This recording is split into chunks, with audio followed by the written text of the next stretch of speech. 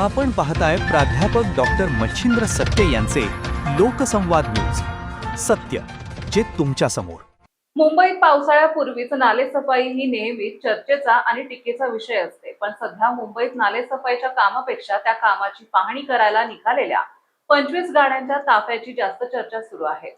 भाजपच्या मुंबई अध्यक्षांचा उपनगरात नालेसफाई पाहणी दौरा सुरू आहे. पण या दौऱ्याचं स्वरूप पाहून अनेकांच्या भुवया उंचावल्या आहेत. अध्यक्षांच्या स्वतःच्या 2 गाड्या, त्यासोबत आमदार, नगरसेवक, स्थानिक पदाधिकारी आणि महापालिकेचे बडे अधिकारी अशा एकूण 25 गाड्यांचा लवाजमा घेऊन हा ताफा मुंबईच्या अरुंद रस्त्यावरून फिरत आहे. देशाचे पंतप्रधान नरेंद्र मोदीजी वारंवार देशाला इंधन बचतीचे महत्त्व पटवून देत आहेत. देशाच्या संपत्तीची बचत करा असे ते सांगत आहेत. मग त्यांच्याच पक्षाच्या नेत्यांना मुंबई पाहणी करण्यासाठी 25 गाड्यांची गरज का भासावी?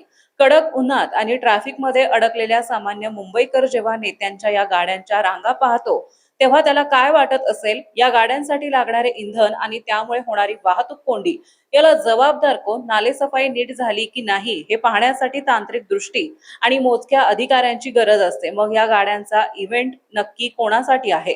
कामाची पाहणी करण्यासाठी आपल्याकडे किती लोक आणि गाड्या आहेत हे दाखवण्याचा हा प्रयत्न वाटत नाही का? लोकांचे प्रश्न सुटले पाहिजेत यात शंकाच नाही, पण ते सोडवताना सामान्य जनतेच्या खिशाला आणि वेळेला नाहक त्रास होणार नाही याची काळजी लोकप्रतिनिधींनीही घ्यायला हवी. नेत्यांनी केवळ भाषणातून नाही तर स्वतःच्या कृतीतून आदर्श घालून देण्याची आज गरज आहे.